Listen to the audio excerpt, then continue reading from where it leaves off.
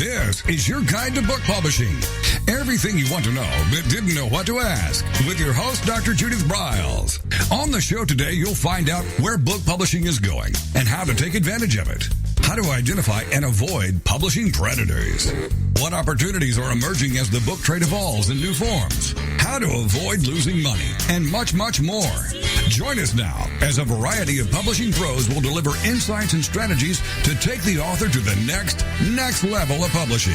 It's your guide to book publishing. Everything you want to know but didn't know what to ask. Brought to you by AuthorU and the Book Shepherd. And now, here's your host, Dr. Judith Briles. Well, what I love about summer is I get to work outside. So I am outside today. So if you hear birds tweeting or hummingbirds going by, sometimes these mics pick up the doggonest things, you know where I am. But with me, many, many miles away, like 1,000 plus away, is the fabulous, really creative and hands-on editor, Barb Wilson. And Barb is one of my very, very favorite people to forward our authors' books who are doing fiction, because she just really gets it, and how to tighten it up, how to make it better, how to flow it, how to connect these characters, how to really sometimes exaggerate conflict when it needs to be done to really lure in the reader. In other words, she helps create page turners for many, many of the authors that I have the pleasure of working with. And Barb Wilson is going to be speaking at the AuthorYOU Extravaganza, which actually rolls out. You're hearing this in the middle of August, but it rolls out the following week in beautiful Breckenridge, Colorado. And she's going to be really doing a roll-up-your-sleeve butt camp on editing and character development, and just writing in general on the final day of the extravaganza. So with that, Barb, welcome to AuthorYOU, your guide to book publishing. Good afternoon, Judith. I am delighted to be here, and I'm jealous that you're able to sit outside. Actually, I was talking to another client earlier today, and it's pouring in the south. And, you know, I'm sitting out here in 90-degree weather with a sun hat on. So what can I say? My goodness. Okay, so Barb, let's just kind of jump in. You and I talk a lot of times about info dumping and the telling versus the real showing and storytelling. But you have a whole system really, does this, I've heard you ask authors, does the story flow? So what's that mean? Can you get into that just a little bit? Oh, well, I would be delighted. And of course, the people that are going to be with us at the extravaganza are going to hear me expand on this. I realize we're a little time limited today, but the first thing I look at when I pick up a piece of work from a client is, I call it falling into the story. Mm-hmm. And I'm not really sure where I came up with that term, but what I want it to mean is I want it to absorb me. I want it to pull me in. I want it to entice me, to seduce me with words, to make me want to know what happens to the characters and to know what's coming next.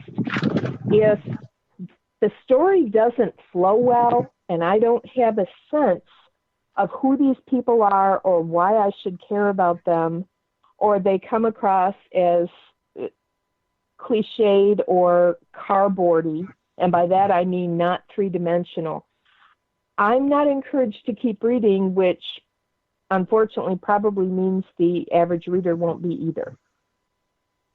I would think so. And, you know, it actually goes into the whole area of pitching your books to others, that if you don't snag them right up front, I know in query letters, and I've seen just disasters that authors have sent out to agents and publishers, there is no way they're going to read past the paragraph. It'll go into the trash heap.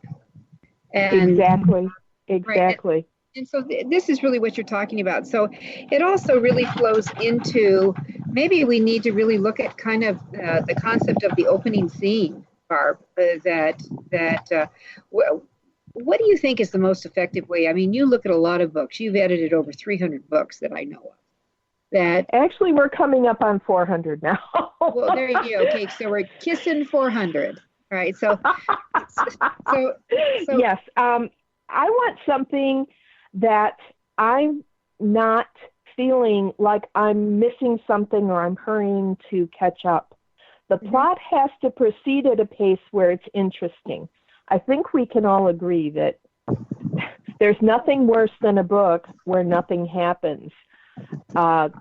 Life can be like a Seinfeld episode, but we don't really want to read about nothing. We want to read about something. And sometimes some things are urban fiction, urban fantasy, thrillers, mysteries, cozy mysteries, suspense, romance, erotica. But those types of genres have a pacing and a process for unfolding the scenes. I'm not going to open a cozy mystery with a 6-page recital of backstory on all of my characters, because I will guarantee you, not only will I, but the people who buy the book will stop reading by page 3. Yeah, but are those that's elements? A common error. Yeah, that's a common error. They want to give all the backstory. Exactly. You know. We need to look at the opening scene, because that's really the hook. That's what pulls people in. That's why so many books have been written about how to create a successful opening, how to pull the reader into your story, to convince them to continue with you while you tell it to them.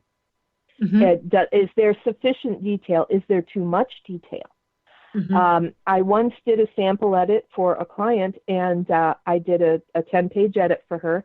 And at the end of the 10 pages, I wasn't really sure what I had just read, where it took place, who the characters were, or what the story was going to be about. I finally settled for a drunken conversation on a plane, because there was some reference in that 10 pages to flying. But that was it. I had no other information after reading and rereading that 10 pages. That's a bad start to a book. No, and that also means it's going to get closed. Yes. You've lost the reader. I mean, I read somewhere that the average book closes on page 18. That's it. They don't go any further. Yes. So we're ever more ruthless with our time these days. You know that above everybody. Oh yeah. And so my advice to everyone is to, and of course, what Barbara really excels at is fiction. You know, the fiction. And here we are, we're in the middle of summer, it's beach read time, or mountain read. Absolutely. Or sit on the back deck read with whatever your favorite beverage of the moment is. And that you really have to really think, okay, so how am I going to, as the author, seduce the reader to keep them with me for several hours? That's really what you have to be thinking about. So I think it's really important for all of you who are listening in is to really take a close look at some of these consistent bestsellers in the fiction arena. I mean, really the bestsellers. And you take a close look at how they open their books. And they don't give you backstory. They're not backstories. No, you're exactly right, Judith. The geniuses out there, the Grishams, the Kings, even Nora Roberts, who writes romance, there is enough detail so that the writer tells you what's happening, or at least alludes to what's happening, but it's enough that it's a tease to make you continue. All the details that you need to know to let that story envelop you are going to come later. And you have to take that on faith, but that's what a good writer does, is they know when to pace themselves and when to let those details start flowing out. And they know how to make it appear that you have a little stage in your head and all these events that you're reading are going on right in front of you. And these characters are real. Their dialogue is real. So, you've talked about, so maybe your opening line is a location or a place or a date or a time where the reader can immediately, 1927. what was going on in 1927? And then get into it. Or it could be 1963, hate Ashbury. Oh my God, we're in hippie land. Okay, drugs, yes. Rock and roll, I get that. Oh, I have fond memories of it. No. And this is why I'll never run for public office. Okay, you just described a technique, Judith, that I actually often recommend to my historical writers. Mm-hmm. And I tell them, if you have a story, particularly one that deals with elements from a previous time, it could be about a lost treasure, it could be about something that happened during the war, mm-hmm. I would recommend you put those headings in so that your reader immediately knows time has passed and the scene location has changed. They can see themselves in that mm-hmm. scene. Mm-hmm. And one of the techniques, I have one book right now I'm working on that the date changes are actually the chapters. That's another thing I use. Also, there you can use a prologue if you've got a story that evolves around something being found. It's one of my favorite tropes is treasure. Mm-hmm. I guess it started when I started realizing jewelry stores existed, and so did pirates. But I like stories that start in one generation and finish off in another one. So you have crossover, and actually it's a perfect thing for a continuation of a series and get that going. Yeah. So Barb, when we get back, with me everyone is Barb Wilson, and you can find her at editpartner.com. And that I would love to have her get into a couple of things when we come back. One is the voice. How do we develop a voice for it? And towing into narrative. And then let's look at some of the goals and motivations and conflicts that we can all use. We'll be right back. It's AuthorU, your guide to book publishing. I'm Judith Briles, the book shepherd. And we are talking fiction, how to rock and roll in your next story. And here's the other thing. Those of you who are writing nonfiction, storytelling, just the acing what a fiction author does, belongs in your portfolio too. We'll be right back.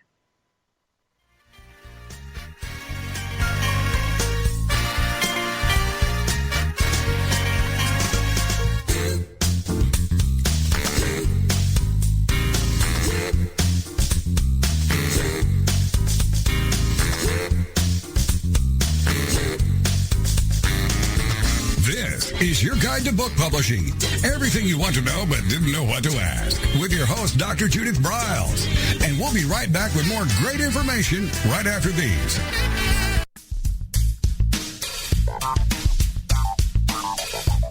Is there a book in you or another? AuthorU will show you how to create, develop, and publish your book without being hoodwinked. If you already have a book out, you'll find a supportive and brainstorming community that's connected and creative no matter where you live. AuthorU brings in national experts for its book camps and annual Author Extravaganza held each May. It has regular meetings and delivers webinars for its members on timely topics. Through AuthorU's extensive network, members enjoy exclusive benefits, including significant discounts for a variety of services necessary to publishing. The Resource, its online book publishing news magazine, is content-heavy and it's free. If you want to create a book that has pizzazz, punch, and panache, AuthorU is for you. If you're a hobbyist or a casual author, it's not. Join AuthorU today through its website at AuthorU.org. Follow AuthorU on Twitter at AuthorU and on Facebook at AuthorU, where timely author and publishing tips and articles are posted daily. AuthorU, where the author goes to become seriously successful.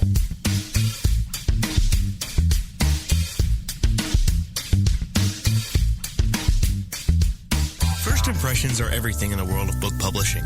Whether your book is an ebook, a print version, or both, your book cover needs to pop, sizzle, and sparkle to immediately capture the attention of your audience. And your book's interior needs to be just as dynamic and reflect the professionalism your readers demand. Nick Sellinger of NZ Graphics has won numerous national and international book awards for his cover designs and interior layouts. With over 20 years of experience in graphic design, he knows what it takes to create award-winning books and the many promotional pieces that authors need, such as posters, banners, postcards, one-sheets, business cards, logos, and more. Visit ncgraphics.com and see what authors and publishers have to say about their award-winning books and how NZ Graphics can make your book the success it was meant to be. That's nzgraphics.com. Welcome back to your guide to book publishing. Everything you want to know but didn't know what to ask. If you want to write and publish a book, if you want to be successful as an author, your guide to book publishing, everything you want to know but didn't know what to ask, is for you. Stay tuned and you'll hear about statistics, scenarios, and strategies on what to do now to get you published. So let's get back to the show. And here again is your host, Dr. Judith Briles. All right. So before we went into our first break, I asked Barb Wilson, who is one of the great fiction editors, to really kind of kiss the voice. How do we develop the voice? And this is, remember, I'm not talking about so much, well, your writing voice certainly is there, but there's the voices of your characters. I mean, each one is going to be unique in its own way. So that's one area. And also just the whole thing about goals and motivation and conflict, using all of that as you write along. Okay, Barb, back to you. Let's talk about voice. I actually am guilty of this myself. My first book, when I gave it proudly to my beta reader, she gave it back to me and she said, okay, a couple things. One, all of the characters sound just like you when they talk. Oh. And two, they all sound alike. She said, you've got some areas with some tension and very quick, snappy dialogue. I can't figure out who's talking because everybody sounds the same. Mm-hmm. And I didn't realize it's those painful things where you're criticized. It's like, oh, no, it was supposed to be perfect. Well, it wasn't. So you have to literally, and I recommend this, and I'll recommend it in the Author Extravaganza in August, know your characters. You can never know your characters too well. I suggest if you're writing a book of any length that you actually sit down before you start and you put together a character sketch sheet. And that is everything from their hobbies, their bad habits. Maybe you have a character that is trying to give up a smoking addiction, but he can't quite make it. So that goes on there. I have a friend who's a dear friend who's an editor as well, and she makes her character sketches so detailed, she claims to know what is in their kitchen junk drawer by the time she's done. I think that's perfect. And those of you who are TV watchers or streamers, that, I think that TV is loaded with characters. And I think a complex character to take a peek at is Dexter from the TV show. That here Absolutely. He is, a really skilled healthcare provider who happens to, take people out. Yep. Well, he kills them for the right reasons. They're bad people, but he's a serial killer. Yes. And, if you're struggling with your characters, if you have received critique back from any of your beta readers that your characters just don't seem to jump off the page quite as well as you had hoped, there is a ton of books out there on character development and how to put deep point of view together so that you really get intimate with those characters and you know what's in their thoughts and their hearts, and you can express that in your writing. And that actually leads me to another pet peeve. A lot of people feel if they use adverbs while expressing their characters' thoughts and feelings, that's appropriate writing. And I would actually say adverbs are lazy. And Stephen King says adverbs are not your friend. He's right. You need to get in depth with those characters and make them feel the emotion, make the readers feel it, make them drum their fingers or sweat or run their fingers through their hair or stamp about if they're angry. Hmm. One of my editors wrote one time a blog for me called "The Case of the Missing LY," and you know, and I loved it because there are sometimes, I mean, I've had some writing people saying when it comes to adverbs, just don't. But there are sometimes, it just has a delicious feel to it. So I'm not going to be a don't person to it, but that certainly I think a lot of beginning writers overdo it. There is an overabundance of adverbs and also adjectives at times. Oh my goodness. There's been a trend lately in the manuscripts I'm seeing, and I'm not sure where it's coming from. Maybe it's an Outlander thing. The adjectives are just poured onto the paper. I will have a sentence that'll maybe have 5 adjectives in a row to describe something. Uh-huh. And I immediately mark it and say, no, this is, by the time you get to the 4th one, you forget what you're even talking about. So let's just back up and chunk this out a little bit. And we're not writing 400-page books. We're writing 100-page books or 300-page books, or if we're Diana Gabaldon, we're writing a 1,000-page book. But I haven't had her ask me to edit for her yet, although she and I would have some issues about her scene descriptions. If you've got too much of anything, your story isn't balanced, and your plot is going to, as you try to unroll it with all these extra words and these adjectives and adverbs, and you layer on the frosting so thick that nobody can taste the cake. That's not a good thing. And I believe, Judith, one of your books was Snappy, Sassy, Salty, and Short is the New Black. Yes, short is. You can create a scene with a minimum amount of text, and it's almost deeper and richer than a scene that takes you 6 pages to describe something very small. Oh yeah, and then of course then you have to evaluate, Barb, because did the 6 pages even belong in here, or can we just delete it all? Is the story hang just fine? And I would love to have you kiss on that, because I think that sometimes authors they look at these guidelines. We're supposed to have 100,000 words for this kind of genre. Not necessarily. Not necessarily. Maybe everything can be done just hunky-dory in 70,000 words. That you've got a lot of there. Absolutely. Judith, you're so on point with this. You sure you don't want to start a second career as an editor? Well, as you know, I do content editing. So, for my office. Yeah. And you're genius on nonfiction, so we balance each other out. Well, you'd also asked me to talk about plot arcs and things like that. The purpose of a story goes back to once upon a time. Is you're telling a story, and stories have beginnings, and they have middles, and they have ends. And the story is about the journey. The plot arc is about the journey and how the character grows and changes, and what happens to bring external influences in against this character to cause that change to happen. The adventures that they have, the opportunities that they have to show their bravery or even their cowardice. And I actually had an author tell me once that she puts her characters in trees and throws rocks at them, and that's how she comes up with her plots.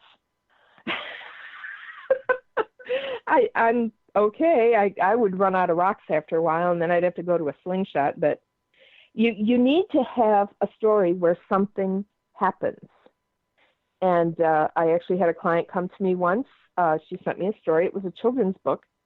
And I said, well, what do you want me to do with this? And she said, well, I want you to edit it. And I said, there's no plot.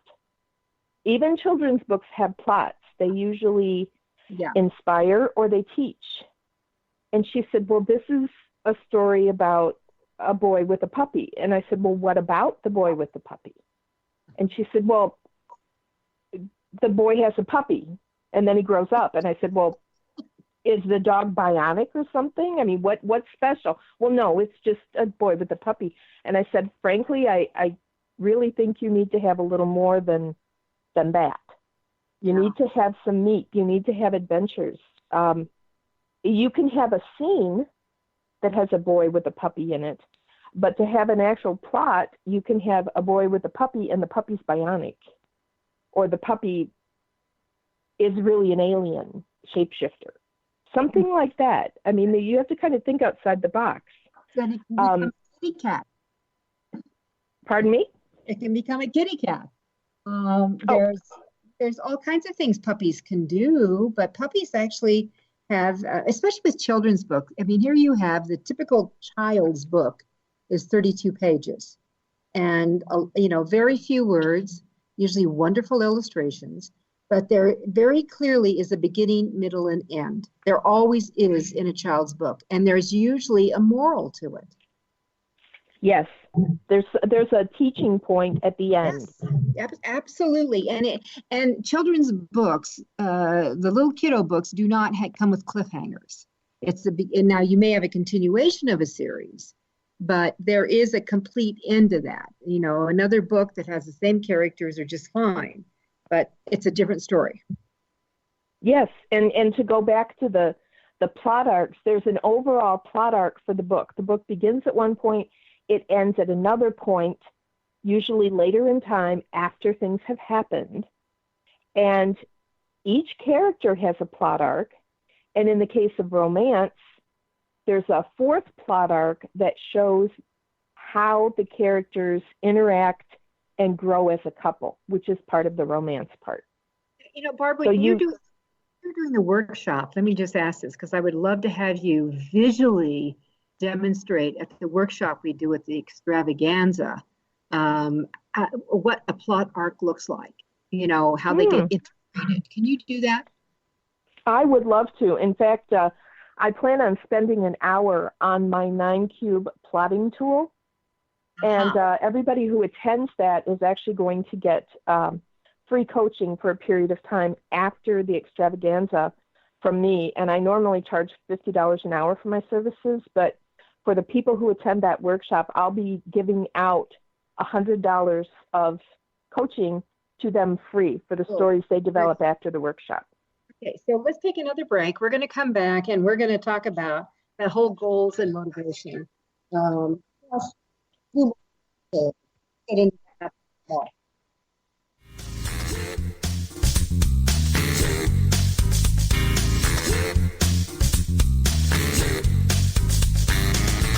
This is your guide to book publishing.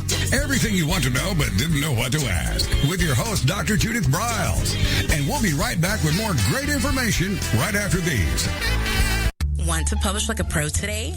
Well, then take a look at Ingram Spark, the only publishing platform that offers print and ebook services through a single source. Upload, edit, and manage titles all in one place. Take more control of printing costs with print on demand, and reach even more readers through one of the world's most extensive distribution networks. Built by independent publishers for independent publishers, Ingram Spark has everything you need to maximize your book's potential: color printing, ebook distribution, print on demand, global reach, and more. Start publishing with Ingram Spark today and see just how far your titles will go tomorrow. That's ingramspark.com. Many of us have dreamed of writing a book. Some of us even have. Then the hard work starts. You'll need an editor. Who will design the cover or typeset the pages? Who will format the ebook? If you're a business owner, consultant, or coach with a serious message and expertise to share, the team of experts at 1106 Design can guide you through the maze. They've helped more than 1,000 authors create top-quality books and avoid the not-so-reputable self-publishing companies. Learn more at 1106design.com. Then call Michelle at 602-866-3226. 1106 Design.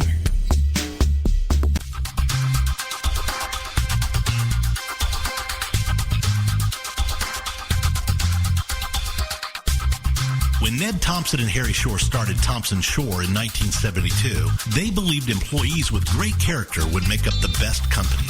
They were right. They hired people who were not only experts in bookmaking, but who were obsessed with quality and delivering exceptional customer service. Almost 40 years later, Thompson Shore remains a 100% employee-owned company. Ned and Harry knew that successful customer projects are a direct result of empowered employees. We specialize in all books for large and small publishers. Creating beautiful and well-made books, we're dedicated to pleasing our customers by making the experience a good one from start to finish. The personal touch we have with our customers allows us to be innovative in solving their most difficult challenges. Our platform also ensures that we can remain flexible to meet our customers' unique needs and expectations. Our marketing kit can create buzz for your title, enhancing the promotion of your book during infancy. When you need to test the market to gauge your future sales, we can provide digitally printed books that will transition seamlessly into a larger offset run. From ebook to hard copy to delivery, our skillful customer service teams are at the ready to answer your most pressing question. At Thompson Shore, we know that making the highest quality books requires more than just best technologies. It requires superior customer service, professionalism to the trade, and commitment to environmental and social values. With these standards of excellence in place, you can be sure that we will always help you put your best book forward.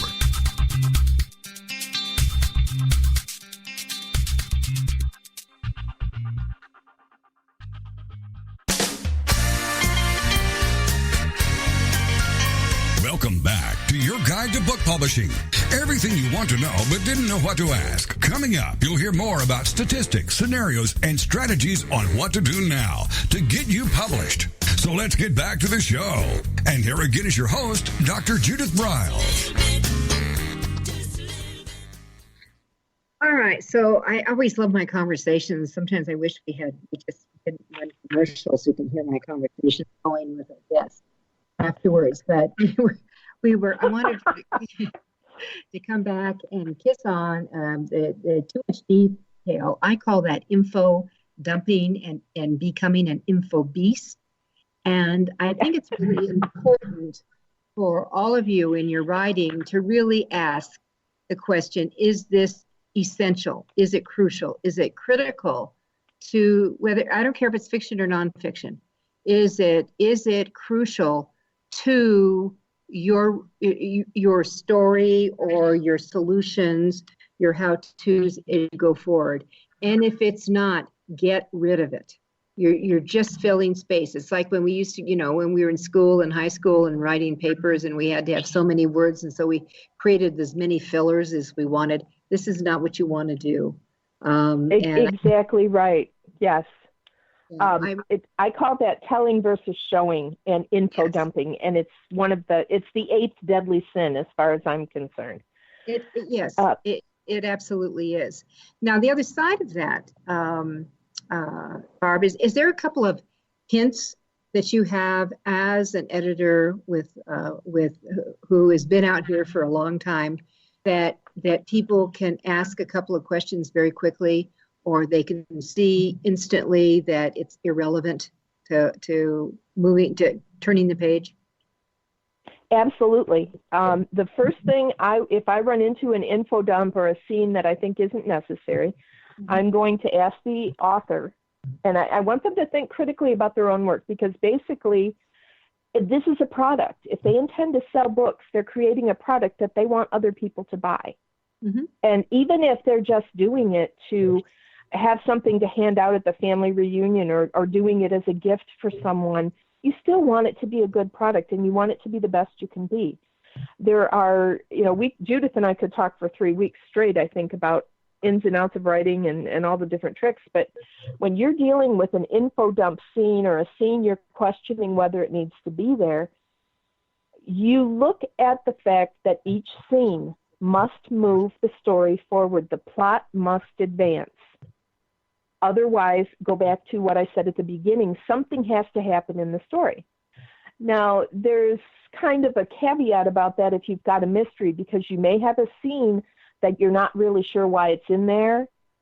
And then you get to the end and you realize, oh yes, that's the pivotal scene where she notices the letter opener had traces of blood, that kind of thing. But if you're trying to avoid writing a scene as an info dump or to convey information that you really think the readers should know, take a minute and think about your favorite crime detective show. What do they always do in the middle of the show? They have a conversation and they ask questions. And they have short declarative statements. So I would throw in a conversation with a friend, a neighbor, a parent, a coworker, somebody, so that you rehash a detail. It keeps it very active. The story's flowing. You're having something happen. But you're also conveying this piece of information that's very important. If you just want to do it outside of a conversation, you can do it via a flashback, a dream. You can have the character pick up a journal and have a journal that he's reading if it's something about a treasure. That's probably the 5th time I've mentioned treasure, so you can tell what I've been reading a lot of lately. There's all kinds of little tricks to make scenes more active and to look at them and say, what if we did this, because it's going to keep the reader interested, instead of just saying he was born on a dark, stormy night kind of thing. It's not as active. But if you throw in a couple lines about lightning crashing and rain slashing, and then you flash to his mother in labor, and she says, this is my son and I'm naming him Henry, that's a lot more active than he was born on a dark, stormy night. It's more words, but I can pretty much guarantee you it's going to be a lot more interesting to read. Yeah. There's there was only one book and the author is still diddling with it, but that I could start. It was a dark and stormy night. And he was a helicopter. He was on a helicopter. He was in the Falklands. He was going in on a rescue, and there was, all hell was breaking loose as the raid started then. And it was a dark and stormy night. That is important enough and almost cliched enough that I would actually have that as a paragraph all by itself, just at the beginning. It was a dark and stormy night. Next paragraph. Yeah. or being cheeky, I might say, yep, comma, it was a dark. And okay. Oh my goodness. I know. But that's where you can have fun. Well, let me ask you this. I know we have so much more to cover, but who is the kind of editor? There's different types of editors. There's you and I both. You do proofreading, you do a variety of things, but you and I really get into the more developmental content editing. You're more on the fiction, I'm the nonfiction side when we're doing that. Is there, and the copy editing is that, and by the way, the content development is we are gutting. We are really working to make your words better, your lines better, your story flow. We're trying to fix the baby. Absolutely. The copy editors are into more of the punctuation. I don't even worry about punctuation. I'll get into it, but I'm not going to be the grammar cop at all. No, but you have me. So, you just say, Barb, here. And then I know it, it's a dark and stormy night. No, I just, exactly. Actually, Yup, comma. It was a dark story and a paragraph all by itself. And yes. Also, I want to tell all of you. Some of you have heard me say this before. There is sometimes a tremendous value in one-line paragraphs. Tremendous value. You couldn't be more right. If you have a very quickly moving scene and there's a lot of tension and a lot of action, I can have 3 pages of 1 or 2 line paragraphs. It moves so quickly. And if I want to stretch out the timing, if I'm writing something very, say, reverent, a scene at a funeral, if it's a lovemaking scene or the characters are the first time they meet each other and the emotions they're feeling, those paragraphs are probably going to be 6, 7 lines. It's kind of a little trick just to speed up the reader or slow it down. But before we get back into pacing, I did want to go back to what you said earlier, Judith. A lot of people don't know that there are different kinds of editors. They ask a lot of questions, especially my new clients. What exactly do you do?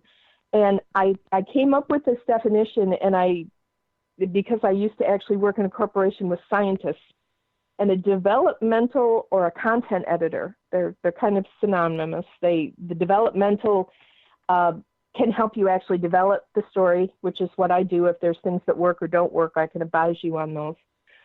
But that's at a macro level. It's a big, big level. You're encompassing the entire story. You're looking at scenes and the flow and the character arcs, and is your character sufficiently developed? These types of big, big, big puzzle pieces.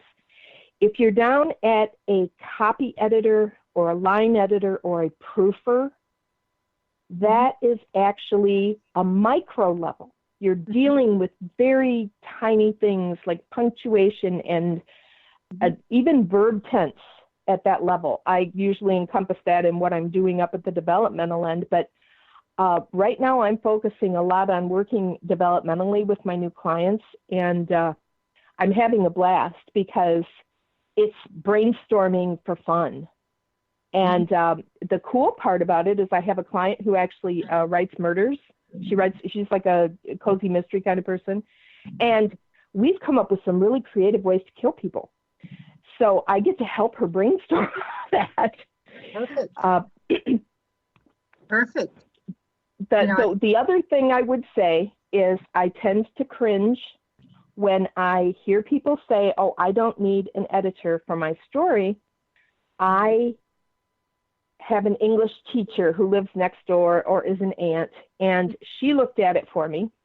And I always say to them, do you know what you call an English teacher who's an editor? And they say, no, what? And I said, an English teacher.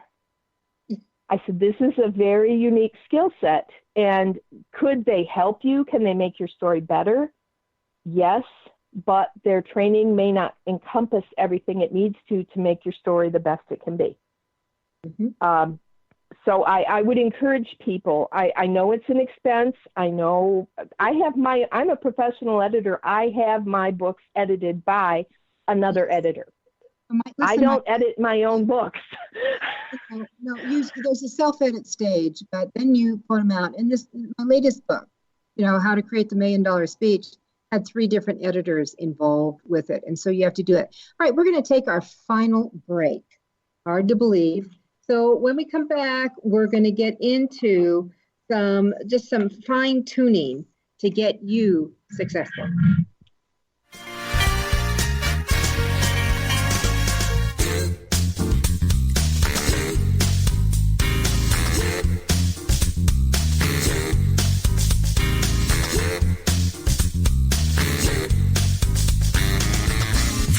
Is your guide to book publishing. Everything you want to know but didn't know what to ask. With your host, Dr. Judith Briles. And we'll be right back with more great information right after these.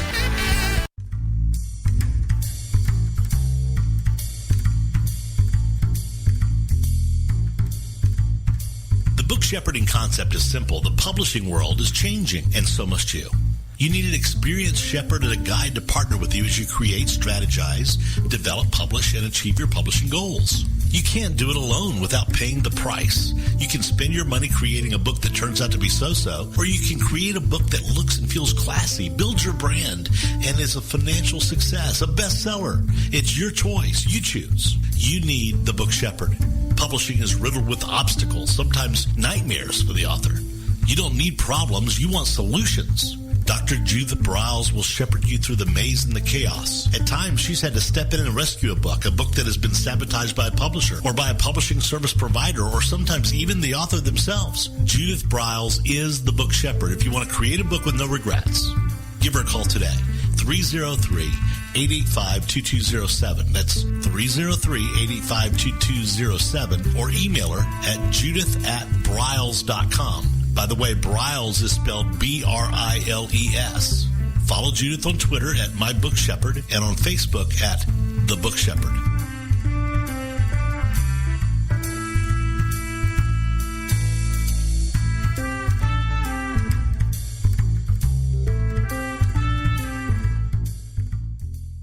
One of the most important decisions you will ever make is your choice for printing your book. You are choosing a company which will be responsible for guiding you through the process and printing your book at a level of quality and detail that embraces your personal and creative needs. You want to choose a company that when your book finally arrives, you are delighted and ready to move on to the next level, and one that is customer focused. Choose King Printing Company and Addy Books to be that company that brings you to the next level. Go to kingprinting.com or call 978-458-2345 and ask for Tom Campbell.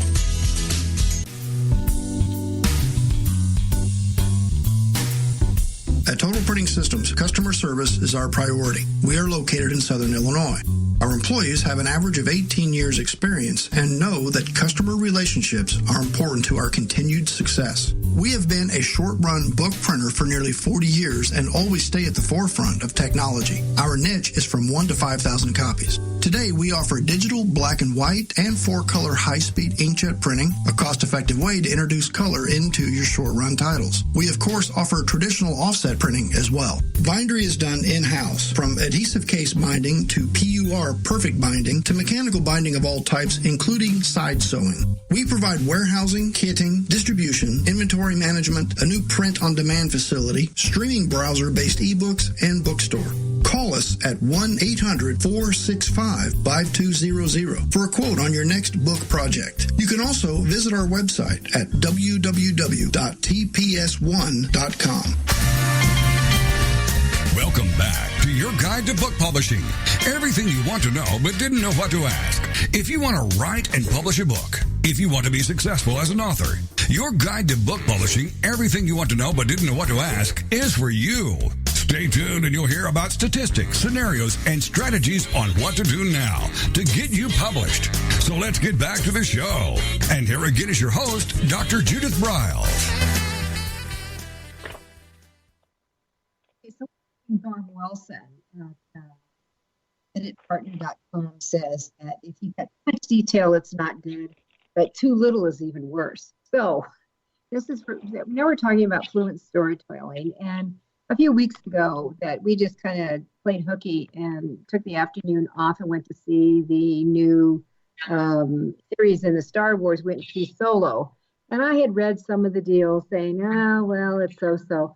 We loved it. We had a great time. I thought it was a great storytelling, fun, and I know my grandkids have showed up again, and guess what we wanted to go see?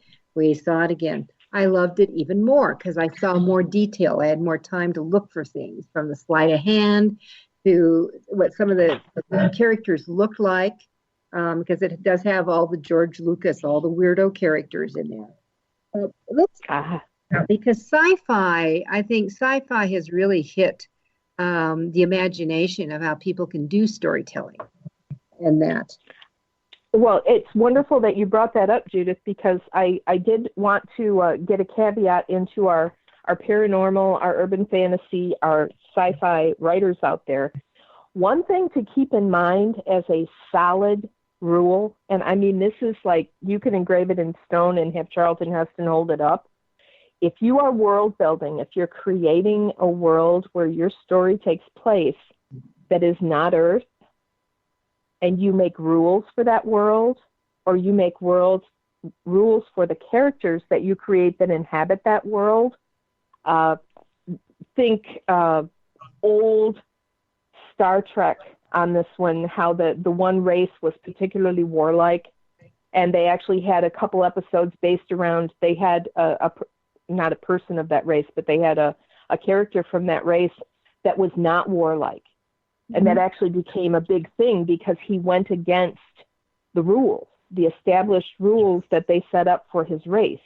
If you say things about your characters, or if you are creating elements in your world throughout the book, you have to remember to follow them yourself, because if they're sufficiently detailed enough to suck readers in, and yes, I will say Lord of the Rings, I will say Game of Thrones, those are huge, elaborate worlds that those writers set up, and they have rules in there that the worlds spin on their axis, and it's how life unfolds in those worlds. You have to follow that. And the minute that you deviate or you forget that you've set that rule up and you go in contrast to that rule, your reader stops reading because you've broken faith with them. They can't believe what you're telling them anymore, and they stop. Mm-hmm.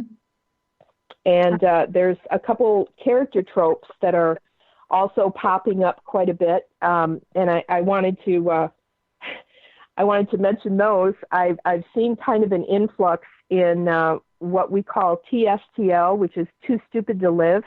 It's the person who always goes into the cemetery at midnight because they think they have a perfectly good reason to go do that. And you're bashing your head on the desk saying, "Why are you doing this, you idiot?" And they go in there and they get killed. You see that in the Friday the 13th type movies, and you know the horror scene. You've got the spooky. You know what's going to happen. You know, idiots. You don't stop in the middle of the road. You don't. You know what's going to happen. Yes, and you talk to the screen. This is why I can't go to theaters anymore, because I start yelling, "Get out of the road, idiot!" Another thing that I've seen, and I was also guilty of this in my first book, I had cliche villains that were really bad villains. They had bad personal hygiene. They were not nice people. They had warts. They had greasy hair, bad fitting clothing. Think outside the box when you're making a story. If you're creating your characters and you're developing them, what about having an ordinary looking hero and a handsome villain? Mm-hmm. Do something unexpected, because that also keeps people reading. Mm-hmm. Of course, you have to remember that you have a wart on the hero's nose if you write about it in subsequent scenes. But again, that's what I'm for. Yeah, exactly. But you know, when you were talking about, since we're talking sci-fi a little bit, in the Solo movie, we learned how Chewbacca and Han get together. You know, and you know, totally took us into another direction. I don't think that anyone's really going to imagine, because we always saw them in the Star Wars movie that they were pals and all that. We didn't know that Han could speak Chewie, whatever it was. Oh my goodness. Chewbacca? You know, yeah. He speaks Wookiee?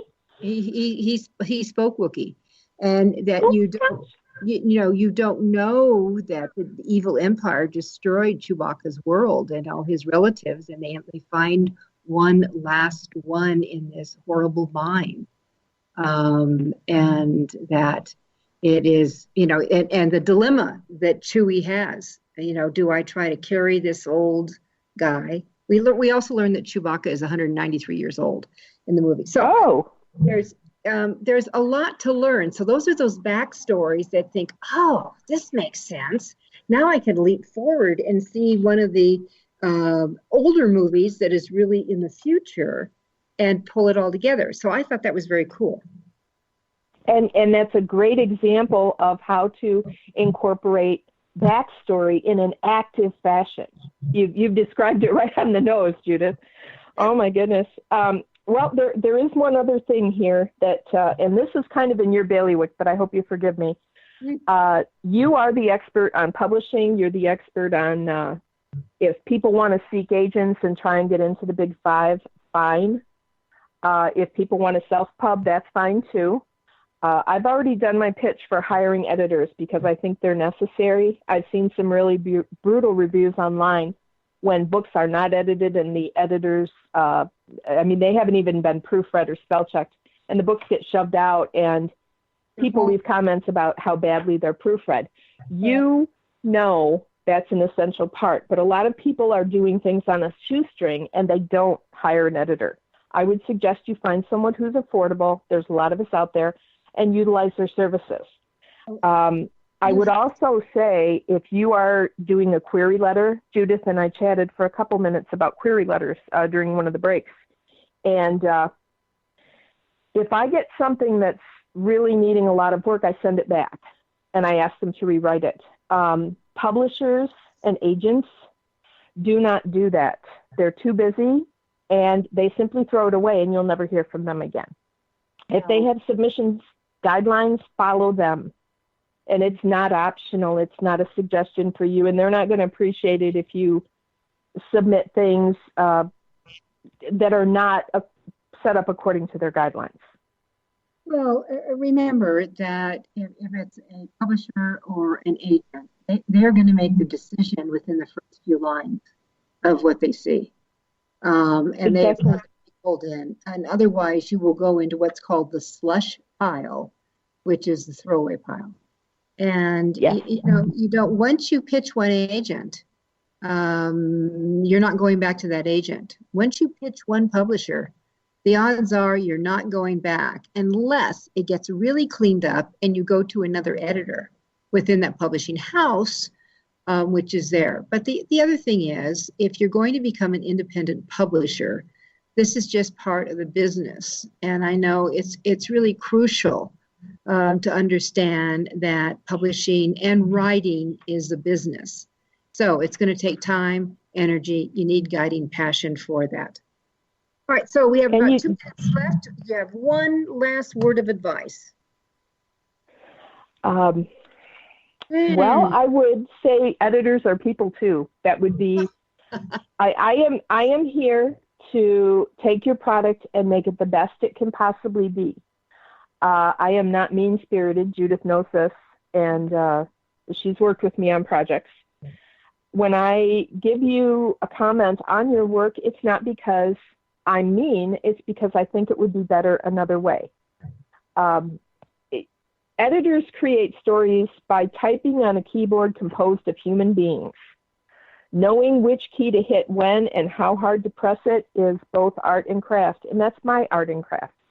Mm-hmm. I worked very hard with a lot of different people to develop the skills I use, and hopefully I will continue to use them for the benefit of my clients, including you, Judith.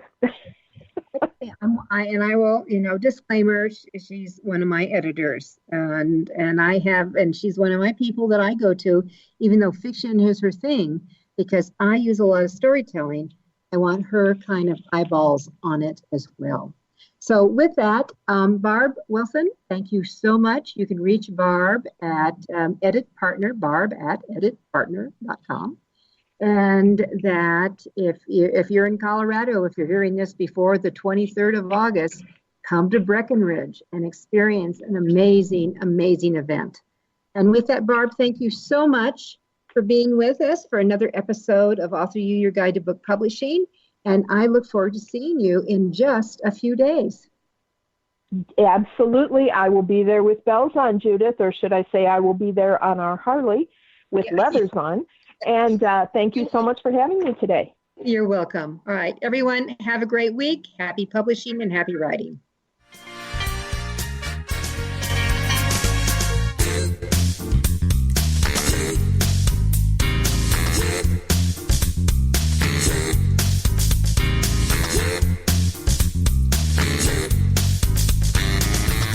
Thank you for being a part of Your Guide to Book Publishing. Everything you want to know but didn't know what to ask. With your host, Dr. Judith Briles.